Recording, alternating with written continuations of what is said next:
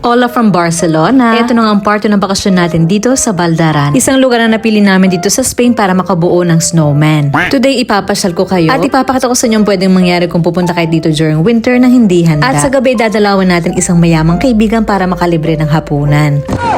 Sa mga di napanood ang part 1 ay dito kami nagstay sa isang bungalow sa Berneda Camping Mountain Resort. Isang napaka-peaceful mountain retreat. At ito nga kahit sa bakasyon hindi pa rin makumpletong 8 hours na tulog ko. Kasi itong panganay kong si Julie ang aga nagising. Sumilid daw ako sa bintana para mamangha. Pagising sa umaga ay snow ang nakikita. Ganito yung itsura ng bahay namin ngayon na tinitirhan. Oh, di ba grabe, ang daming yelo. Nasaan na kaya si Fernando? Kung di nyo pa kilala si Fernando, siya yung unang snowman na binuo ng mga anak ko sa part 1 ng video na ito kagabi. At ayan na nga siya, ilong na lang ang kita. Malaki! Dahil medyo antok pa ay nagulat talaga ako nung gumalaw ng konti itong hagdan na binababaan ko. Kaya tinik advantage ako dito ng asawa ko. Silipin ko daw ang labas at isipin kung paano kami aalis dito. Nag-aalala kasi siya na baka di makagalaw yung sasakyan namin mamaya. Ako pa talaga pinag-isip niya. Iasa lang naman din ako sa kanya.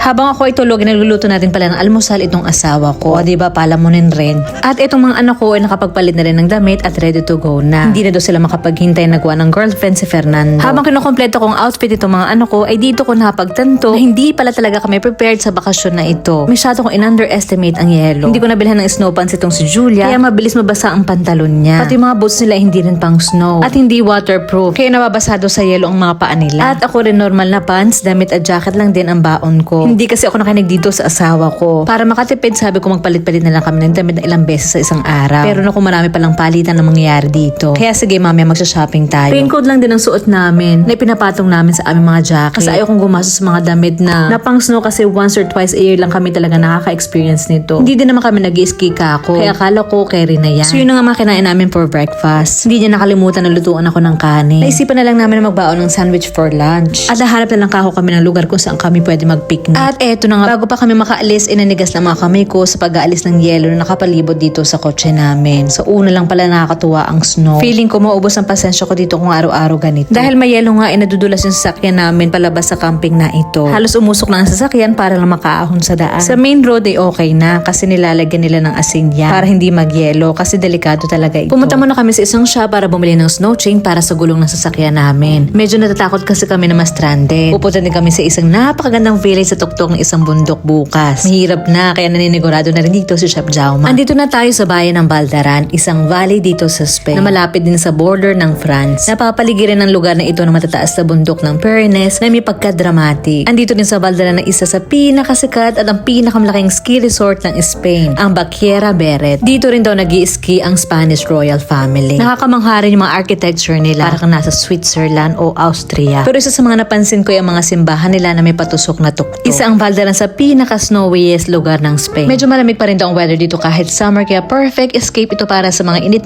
na sa ilang parte ng Spanya. Medyo nalilito ako minsan ng konti kung anong language ang gagamitin ko dito. Tatlo kasi ang gamit nila. Ang Aranes, Katala at Castellan. Dahil mas komportable ako sa Katala, ayun na lang ang ginamit ko. Maraming magaganda at maliliit na sikat na villages ang Baldaran. Para mga villages na pang fairy tale ang atake. Pero para makita ang totoong ganda, isasuggest ko sa inyo na bumisita during spring season. Kasi kapag winter, ayan, yellow lang ang bubungad sa inyo. Ang lamig pa. Feeling ko parang nasa ibang bansa ako kahit alam ko naman na Spain ito. Noong unang panahon, hindi daw madaling puntahan ang lugar na ito. Kailangan mo pang tumawid ng bundok para lang makarating sa isolated na valley na ito. Mas madali para sa mga tao dito noon na pumunta na lang ng France at doon bumili ng mga kailangan nila. Pero ngayon may tunnel sa ilalim ng bundok na, kaya wala nang problema. Inikot siguro namin ng 2 oras ang bayan na ito para maghanap din ng damit at sapatos na pang snow para dito sa mga anak ko. At bumili rin ako ng mga gamot in case lag natin ng 2. Sinuot ko na lang ang mga damit na pinahiram sa akin itong asawa ko. Nahuhubuan na nga ako pero okay lang. Kesa gumastos pa ako 2 araw lang kami dito. Dahil hindi kami makakita ng lugar para mag-picnic, umuwi na lang kami sa bahay. Ininit na lang namin yung lasagna na baon namin at sandwich. Naglaro na lang kami buong hapon dito sa labas. Gumawa ulit kami ng malaking snowman, sumaya para sa TikTok, at nilaro ang binili din naming sled kanina. Kinagabihan ay pinuntahan na namin isa naming kaibigan na nagbabakasyon din daw ngayon dito. Nakita niya raw kasi ang post ko kaya kanina tanghali kinontak niya kami. Sinend niya sa amin ang address at dito nga kami napadpad sa napakataas na gate na ito. Nagulat talaga ako kasi hindi ko in-expect na mansyon pala ang pupuntahan namin. Sa malayo ay medyo nakakatakot kasi parang bahay ito ng Adams family. Isa daw ito sa bakasyon na nila. May nagbabantay sa lugar na ito all year kahit hindi sila magpunta. Hindi ko na ipapakita sa inyo ilang parte ng bahay at baka akyatin pa. Pero sabi niya go lang, videohan mo kahit anong gusto. Wala daw nakatira sa bahay na yan at hindi niya rin alam kung anong gagawin sa lugar na ito. Kaya dito na lang daw nila inilagay ang ilang koleksyon ng kanilang pumano na tatay. Mahilig ang pamilya nila na mag-collect ng mga rare items, mga vintage at antiques na gamit. Mahilig din sa mga classic at lumang kotse. At tinanong ko nga anong gagawin niya dito. Wala, hindi daw niya alam. At di din naman niya kailangan ng pera kasi sobrang yaman na nila. Hindi ko ipapakita ang mukha niya para protektahan ang kanyang identity. Pero itong friend nating ito ay wala pang 30 years old. Simula isinilang ay retired na at kahit hindi na magtrabaho ay buhay na buhay na. Binibisi-bisita niya na lang ang lugar na ito kasi dito na rin napiling magstay ngayon ng nanay niya. Sobrang daming gamit dito na hindi ko alam ang storya. Mahilig din mag-collect ng paintings, bisikleta at motor ang tatay niya. Meron pa nga silang sinihang luma dito sa loob. So sobrang dami nga ay parang museum na. Pinili daw ng papa niya ang bahay na ito nung naghahanap siya ng lugar kung saan pwede i-celebrate ang ika-50th birthday niya. At ito nga ang lugar na nagustuhan niya. Grabe no? Literal na parang bumili lang daw ng coke sa kanto. Tinanong ko naman kung ano pinagkakabalahan niya ngayon. Sinusubukan na lang niya ngayon na patakbuhin ang negosyo na naiwan ng papa niya. At nagbibigay sa pamamagitan ng charity organizations na binuo nila sa India. Pero sa kabila ng karangyaan, may lungkot pa rin siyang nararamdaman. Simula bata pa siya, sira na ang pamilya niya. Hindi niya naramdaman fully ang init ng yakap at halik ng mga magulang niya. Akala nila kaya nang i-fulfill ang happiness at oras ng mga anak gamit ang pera. Ibig sabihin niya, money can give you things and make life easier. Pero it can't make you truly happy inside. Hindi mo madadala sa hukay ang lahat ng bagay na nabili mo. Pero grateful naman siya sa iniwan ng family nila. Pero kung kaya lang daw talagang bilhin ng pera ang pagmamahal at oras,